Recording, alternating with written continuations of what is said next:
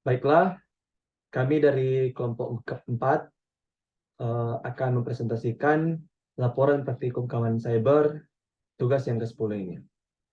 Namun sebelumnya kami akan memperkenalkan diri kami masing-masing. Saya sendiri Stefan Yamasi dengan NIM 210211060110.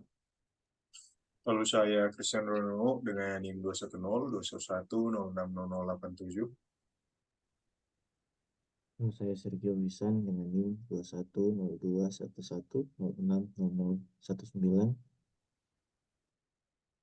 Kita langsung saja ke presentasinya. Kita masuk dalam lab incident handling. Dalam objektif ini, apply your knowledge of security incident handling procedures to formulate questions about given incident scenarios. Di background atau skenario ini, computer security incident response has become a vital part of any organization. The process for handling a security incident can be complicated and involve many different groups. An organization must have standards for responding to incidents in the form of policies, procedures, and checklists. To properly respond to a security incident, the security analyst must be trained to understand what to do and must also follow all the guidelines outlined by the organization. There are many resources available to help organizations create and maintain a computer incident response handling policy. But the NIST special publication 800-61 is specifically called by the CCNA CyberOps, CCOPS exam topics. This publication can be found here. Bisa dilihat dari link ini. Langsung masuk ke skenario yang pertama, yaitu Worm and Disrupt Denial of Service atau DDoS Agent Infestation. Study the following scenario and discuss and determine the incident response handling questions that should be asked at each stage of the incident response process.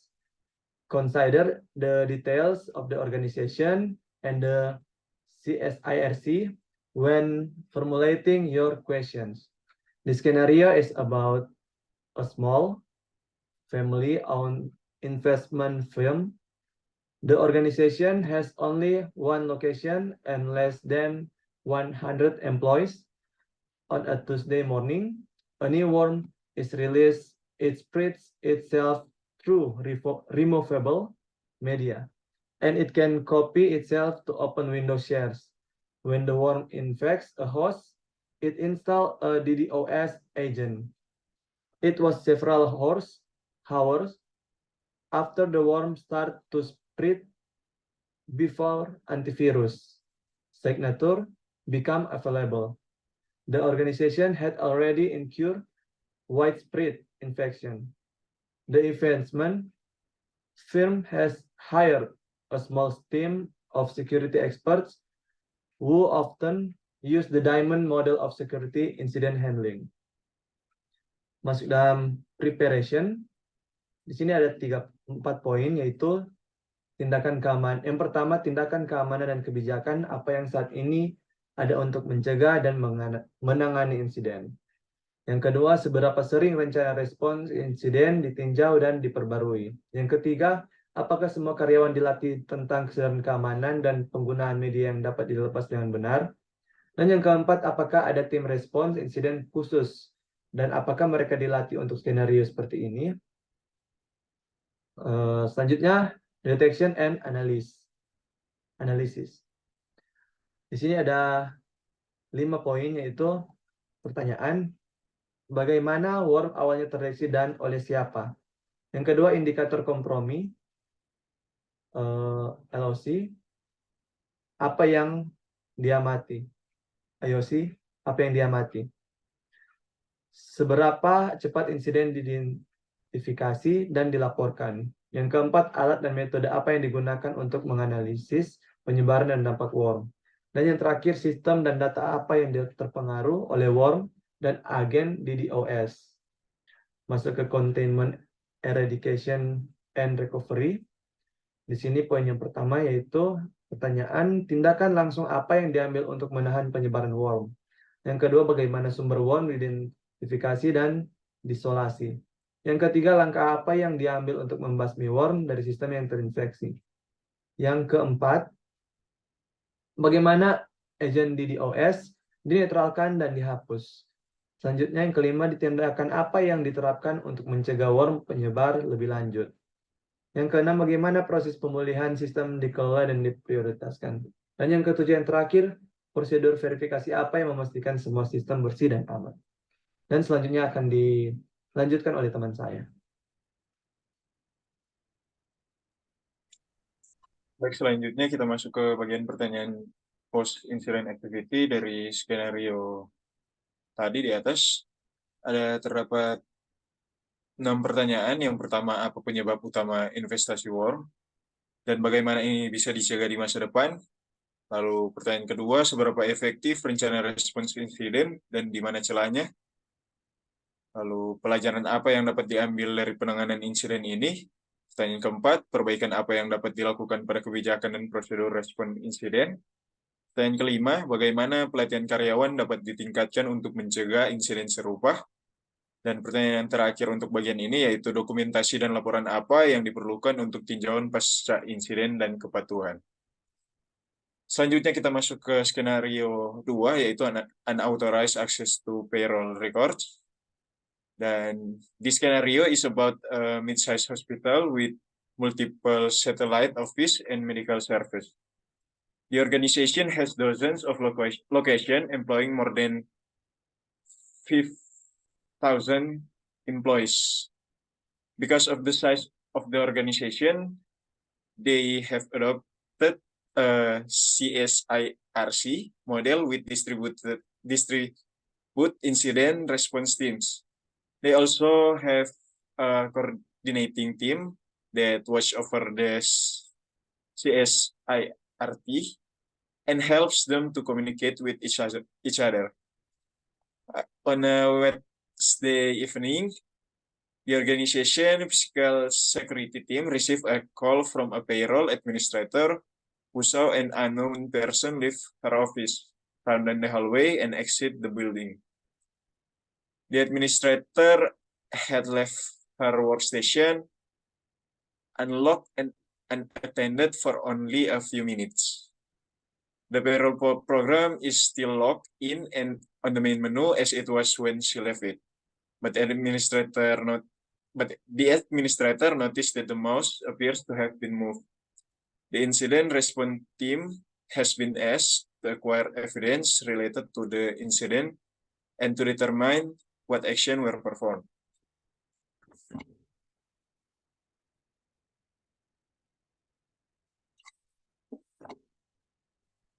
Lalu the security teams practiced the kill chain model and they understand how to use the Veris database. For an extra layer of protection, they have partially outsourced staffing to an MSSP for 24/7 monitoring. Kita masuk ke bagian pertanyaan bagian preparation, yaitu pertanyaan pertama, apa kebijakan keamanan fisik dan IT yang ada untuk melindungi workstation dari akses tidak sah? Lalu seberapa sering kebijakan ini ditinjau dan diperbarui? Pertanyaan ketiga, apakah ada pelatihan rutin untuk karyawan tentang pentingnya mengunci workstation mereka saat meninggalkan meja? Pertanyaan yang keempat, apa peran dan tanggung jawab tim respons insiden dan tim keamanan fisik dalam kasus akses tidak sah?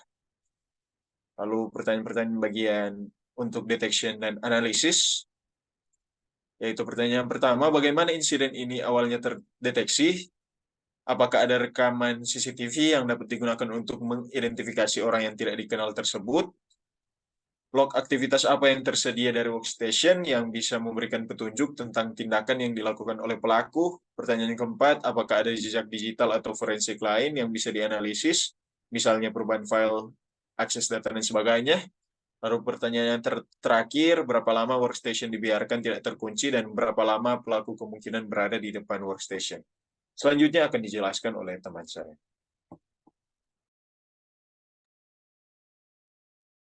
Dan untuk pertanyaan di containment eradication and recovery itu tindakan langsung apa yang diambil untuk mengamankan location setelah insiden dilaporkan. Kemudian bagaimana tim respon insiden memastikan bahwa tindakan perangkat lunak berbahaya yang dipasang oleh pelaku. Kemudian selanjutnya langkah apa yang diambil untuk melindungi data gaji dari potensi akses lebih lanjut atau kebocoran.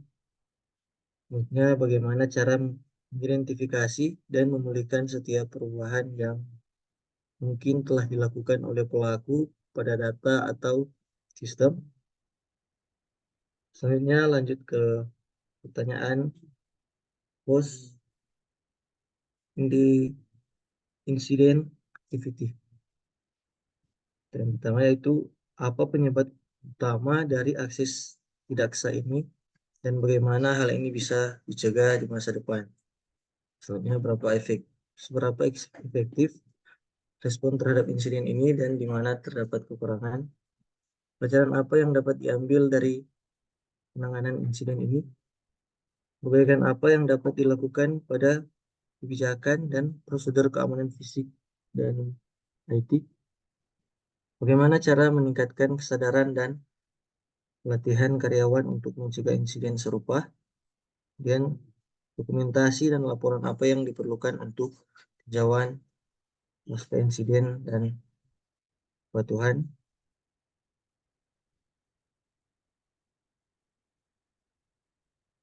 Sekian, terima kasih.